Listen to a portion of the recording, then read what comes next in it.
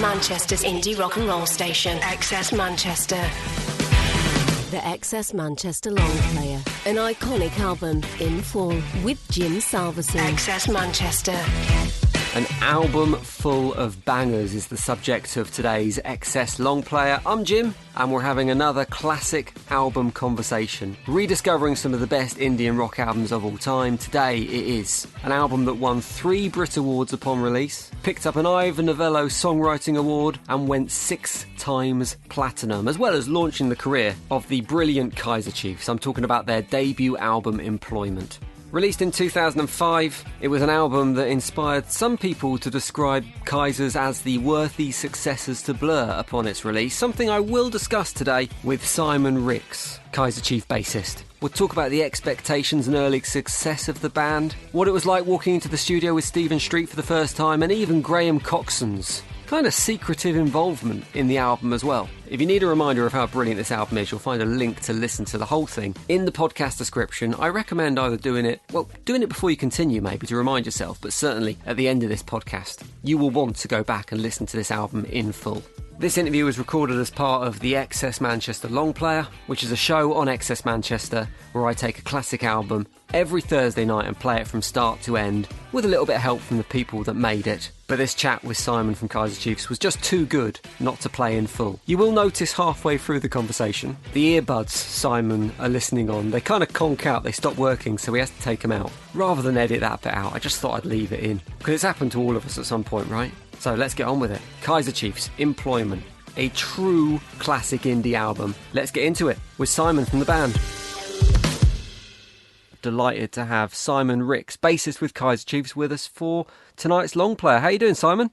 I'm good, thank you very much. Thanks for having me. I couldn't quite believe when I was looking at this album, it's 17 years ago Employment came out. Does it feel that long ago? Well, it's 16, I think, so that's 1 year off already. It feels quite a long time ago, yeah. Obviously, I think that's COVID's affected that because we haven't played those songs for quite a long time now, so that puts it more in the distance. But I always think about those songs are weird. We had a break in like 2010-ish, and when we came back, it was a weird thing where, because we didn't play them for a long time, they felt like almost like other people's songs, you know, because they were so in the sort of social consciousness, and we had to kind of reclaim them. So yeah, it does feel like a long time ago, I think, actually. Does that also speak about the development of the band and you as people and you as musicians? 16 years is a long time. You change as individuals, you change professionally, you change creativity. So I guess it almost is like those songs were by different people. Yeah, definitely, yeah. Obviously, we wrote those songs when we're in our 20s, hanging around in Leeds, doing jobs that meant we could do the band. That was like always the main focus.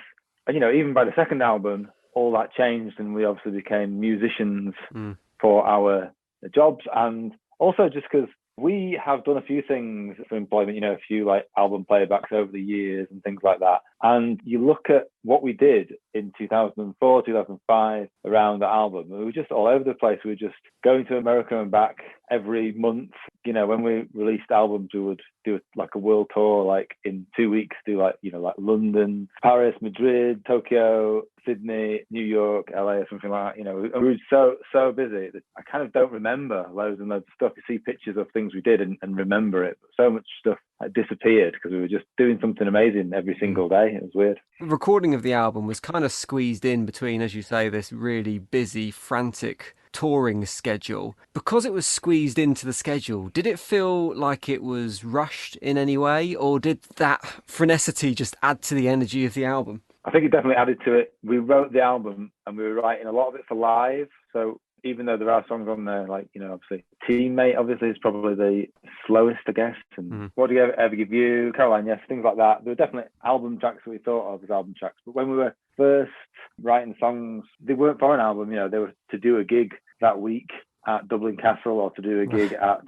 Jarbegs Clegg in Manchester, or, you know, the Cockpit in Leeds or whatever. You know, we were writing songs to get noticed and to get people moving. Stuff like Every Day I Love You Less and Less and No No No. No No No in particular, I think, was just like a jam, like a fast jam that we just were like, we really need another fast song for the set, and we just wrote it quite quickly. And I just never expected that we'd still play it now, you know. I never expected that 16, 17 years on we would still be playing no. But it just works, doesn't it?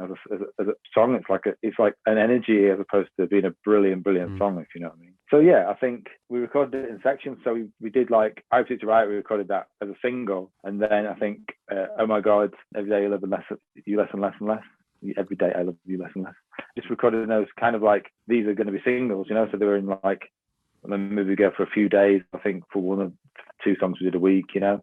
So it didn't feel really like making an album until we went and recorded another 6-ish songs. We went to a place called Chapel in Lincolnshire, and that's where we recorded You Can Have It All, What Did I Forgive You, Time and Tradition, Caroline Yes, Teammate. So album tracks, we recorded them together as a session. So when we did those, that felt like the album session, but it was only kind of like half the album. Because you recorded them in kind of separate chunks, to you, when you listen back to the album, do they feel like almost like different bodies of work? I think it was really impressive. So half the album is produced by Stephen Street, and the other half is produced by a guy called Steve Harris. And that was because of time constraints, and because I think we did some B-sides with Steve Harris and we really liked him. So, you know, we sort of wanted to work with both of them. I think we were worried that it would sound like 2 different albums, but actually I don't think you can really tell the difference. What do you remember about day number 1? Walking into the recording studio for the first time with the band to record your debut. What are your memories? How did you feel at that stage? Well, as I say, I think the first song we recorded was I Took to Write. We did it in the bunker in Olympic Studios, which was Stephen Street's room there in the basement. And like, it was quite a small studio. It had like a corridor. One side of the corridor was the control room, and one side was a very small live room, which could only fit, you know, the drum kit in a couple of, you know, and I think the amps were somewhere separate. And then the rest of us were all together in the control room. So Nick was in the live room because it was very small, you know. So it didn't feel like that majestic or like, as you say, like striding in going, we're doing this.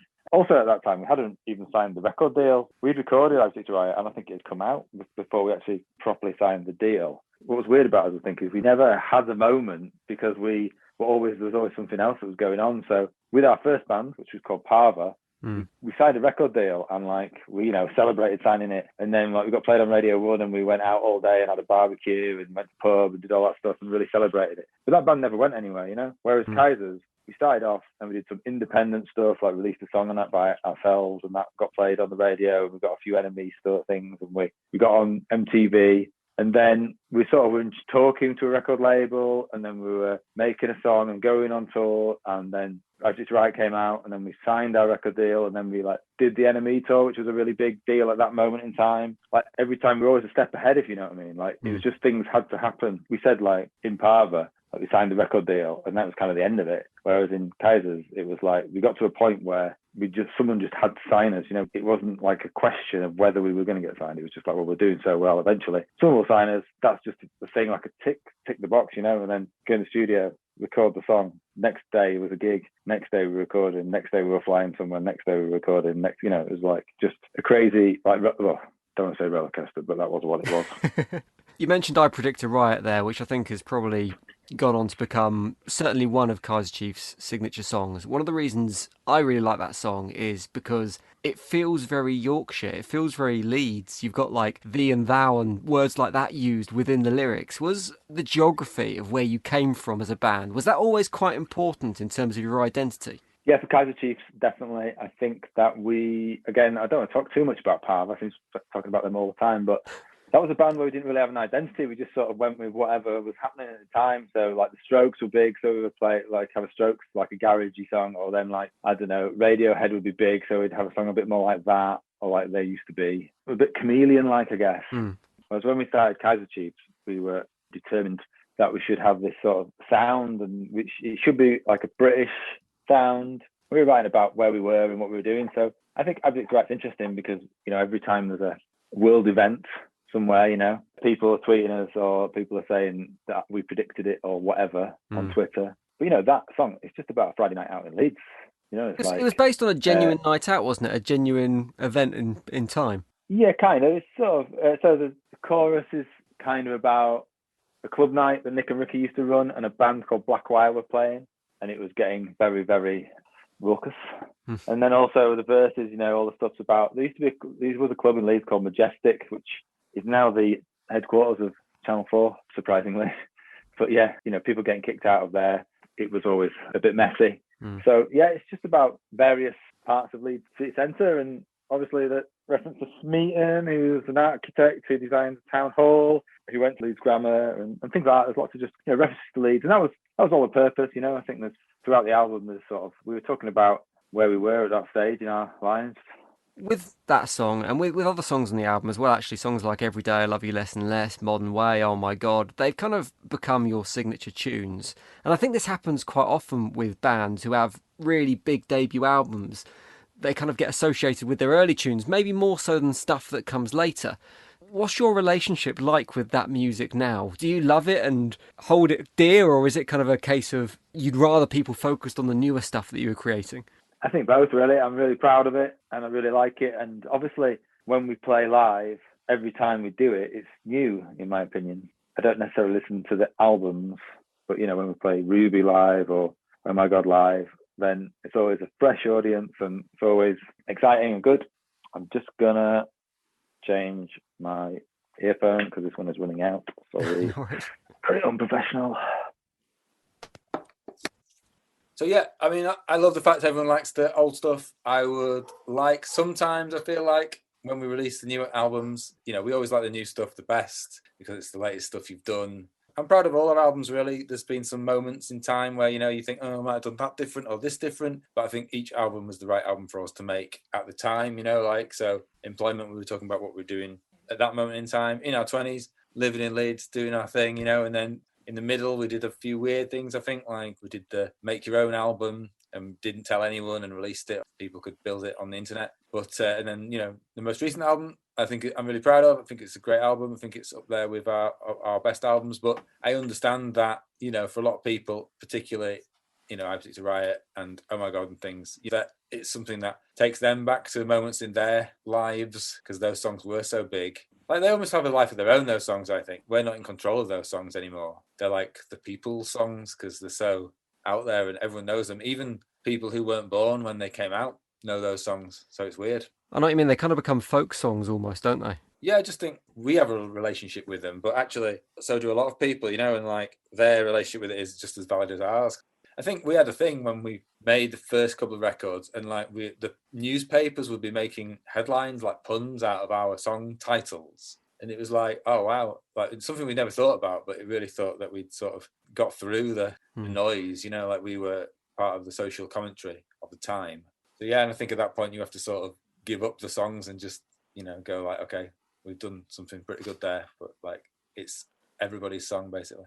I want to talk about a couple of the tracks on the album that maybe don't have quite the level of love that those songs that I've just mentioned do. In particular, Saturday Night, because I was looking at the sleeve notes and I noticed there's a really unusual credit on Saturday Night, which is Graham Coxon's motorbike played by Graham Coxon.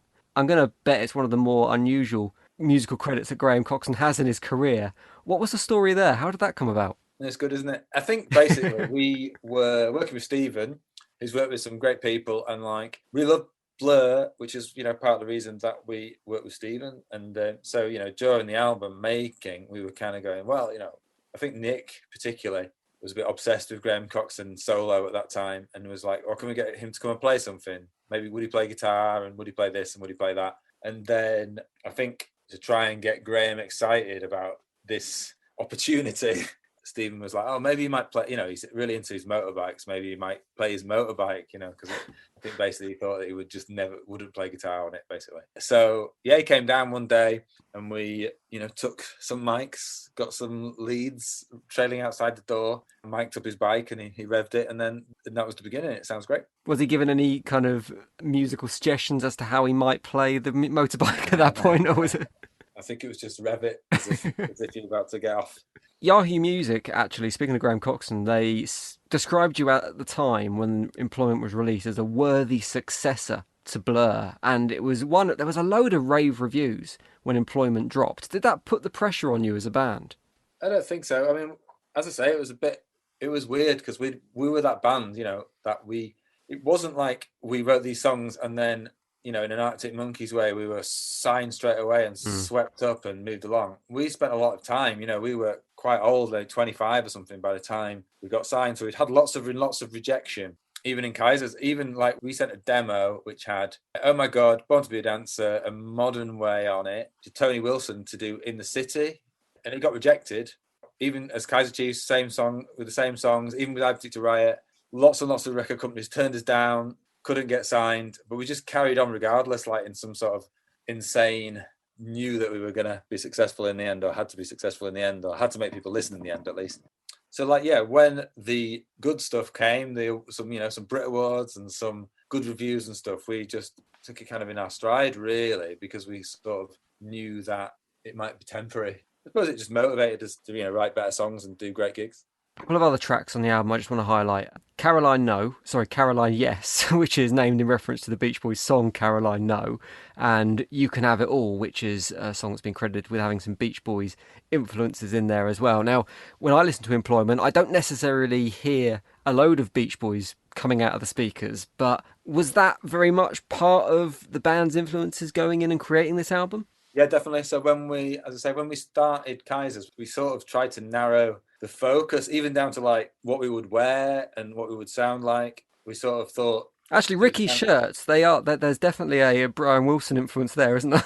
Yeah, like it was... Well, we started off with no jeans, but that soon disappeared. But we had this sort of look that then obviously the blazers came in and stuff. But when we first started, we were like, stuff like no jeans and things and look smart, basically. And then like influences, we were trying to like... The Beach Boys were sort of the exception because they were American, actually, but it was definitely an influence on us. But other than that, it was like Super Furries, Blur, Specials, The Clash, loads of great British bands, and all the sort of new wave stuff that was pretty fashionable at that moment in time. So yeah, it was a very English references, apart from the Beach Boys, which we just thought we all really loved those guys at that time, and just like the harmonies and things like that, we just tried to sort of have a bit of that influence in there. Simon, it's been awesome to speak to you about Employment. I'm going to ask you the impossible question before you go, but if you had to pick one track off the album that you'd class as your favourite, what would it be? Yeah, it's a hard question, actually. I'm going to slightly cop out and say, of the sort of non-singles, I really love Caroline Yes, because we played it not very long ago and just immediately brings back lots of memories. I think it's just a really simple and great song. But the all-time favourite is Oh My God still. I think the reason for that is we play it last at every gig. So it's always the sort of culmination of the gig or the tour or the year or whatever is always the end. And also because it was the first Kaiser Chiefs song, really. We'd written a couple of songs, like I think we'd written Modern Way, and I think we'd written a couple of other songs. But Oh My God, when we wrote that and we finished that, we all sort of thought, right, there we are. That's like the blueprint to what a Kaiser Chiefs song should be like. It's kind of a little bit weird. It's interesting. It's got Englishness in it. It's got the big boombastic sing-along chorus. This is the song. So every other song has to be as good or better than this one, So yeah, always Oh My God is always my favourite. Simon, brilliant to chat to you. Thanks very much for talking us through Employment. Thanks very much. The Excess Manchester Long Player, an iconic album in full with Jim Salverson. Excess Manchester. Thank you very much for listening to the Excess Long Player. Classic album conversations with the people who helped make those albums. There's a load more to go at in this series, so make sure you listen to the other episodes. Talking Pills and Thrills and Bellyaches, Happy Mondays, Cortinas, St Jude, Moseley Shoals, Ocean Colour Scene, Hour of the Wildebeest, Damon Gough and Kaiser Chiefs Employment. That's Season 1. Season 2 is coming soon. And if you want to get a notification as soon as that podcast series is up, click follow now and we'll send you a note as soon as Season 2 is available. Plus, if you know someone who would love this podcast, maybe we've covered one of their favourite albums, make sure you tell your mates about it. And if you want me to do a specific album with a specific person, then why not get in touch? You can find me on Twitter at Mr_Jimbob. But I'll see you next time for the next Excess Long Player.